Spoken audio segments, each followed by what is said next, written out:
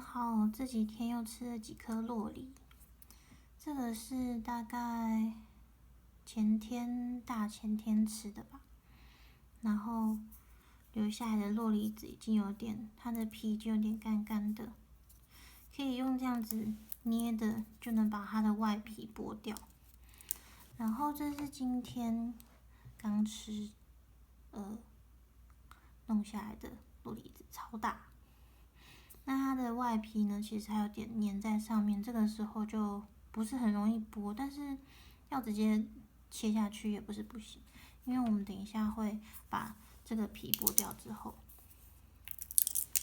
看到它里面的样子。通常我之前都是说剥皮之后再放干，但其实并不是指这一层皮，这层皮是一定要剥掉的，像干掉的叶子一样。里面的酪梨子每一次打开都会长得很不一样，像这边莫名其妙有点黑黑的，然后这边还有一个黑点，每个都很奇妙。然后它其实是分两半的，可以先剥皮或是先分半都没有关系。从这里可以分开，这样应该看得到。好，我是习惯先在这个阶段就拿一把刀把它的皮都切掉，因为如果我不切掉的话，它会干得很慢，它好像表皮这里有一个保护层的那种感觉。应该有念生物植物的会比较清楚那是什么东西，但是我不知道。像这样子把它切开，里面的肉跟外面的皮颜色是不太一样的，所以如果把这一层皮可能可以切个1到2咪掉都没有关系。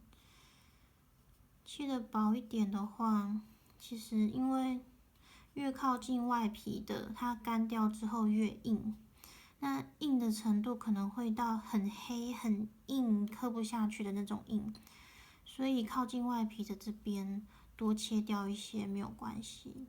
虽然说不是每一个都会变那么硬啊，有一些就还好，但是很难预测。那放了几天之后，它会从外皮开始变硬，然后硬到里面去。那可能看天气，过个1个礼拜，有一些过1-2个礼拜都还没有完全干硬，但是有一些几天就硬掉了，从外面就太硬了，所以很难讲。那如果保险一点的话，就是尽快把皮切掉，因为外层皮切掉之后，里面就是比较好磕的部分。像这样子，切得乱七八糟没关系啦，反正之后还是要磕。然后它切掉之后就会开始氧化，像这边就变成橘橘的，橘橘的是氧化了的颜色。记得以前在台湾鹿里买一颗都要70-80块，好贵。但是好像有一些是不是进口的，然后不知道去哪里买，偶尔会看到别人在脸书上说什么，欢迎大家订鹿梨，能够支持台湾自己的种植的鹿梨，可能比较好。虽然我不知道味道有没有什么差别，但是我觉得蘸酱油蛮好吃的，可能是比较东方的吃法。像这边已经氧化了，那我会稍微再把一些棱棱角角切掉一点，让它干燥起来，不会就是差这么多。然后从这边可以剥一半，看得到吗？在这里吗？希望我没有对错地方。镜头这里可以看到隐隐约约一条线，这样，然后就可以把它用手大力拨开。拨不动的话，就把刀子切下去，大家要小心手。很重要的是，这个剥开之后，里面也要剥皮，但是可以不用削掉这么多，因为里面基本上一整片，越靠近中心就是越软，那通常会比较白一点。那如果里面这边不削掉的话，它就会一直往内缩，好像它这一层皮会吸水一样。有一些缩的很多，就会变成凹下去，大大的凹下去。可是有一些又还好，所以看运气，能先切掉就先切掉，才不会被它吃掉太多面积，到时候就没什么可以刻。这是它中间的字，不是字啊，就有一个，哎呦。以前生物都还给老师了，像这样稍微切掉就好了。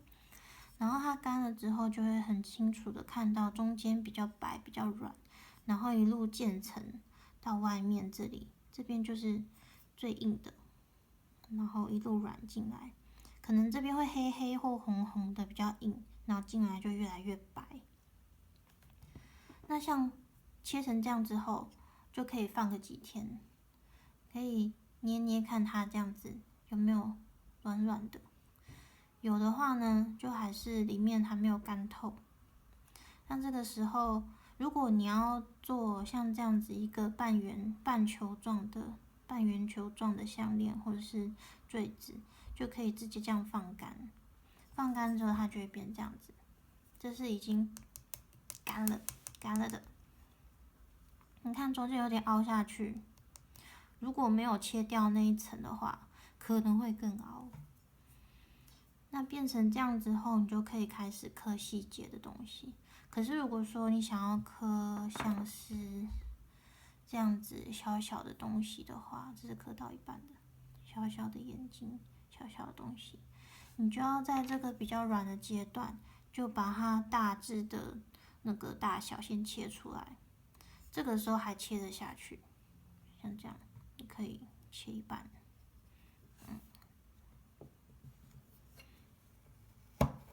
切下去，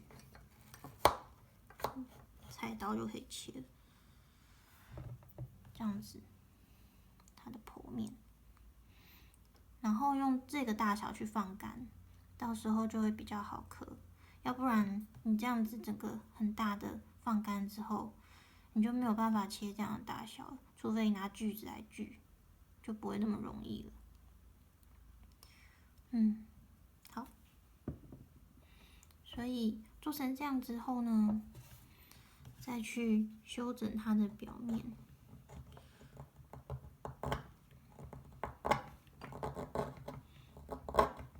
这就又是另外一个阶段了。你看，切开来之后，这边就会变比较光滑，然后里面也可以刻想要刻的，像我之前刻的这个，这样。然后背后这边切掉之后，就会变成各种颜色。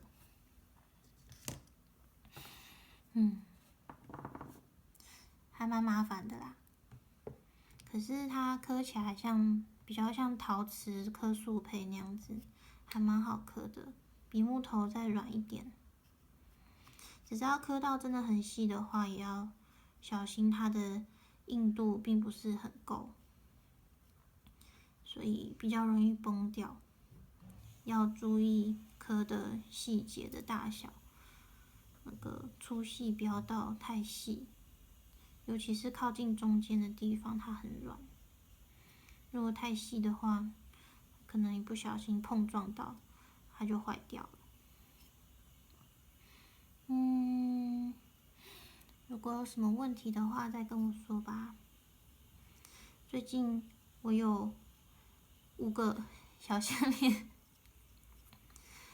已经在台湾跟我朋友的、跟 Rosie 跟 Peter 的展览一起展出。那希望大家有空的话可以去看看。之后其实我也会把一些像这个商品，还有结合回收玻璃的寄回台湾寄卖。那希望大家可以去看看。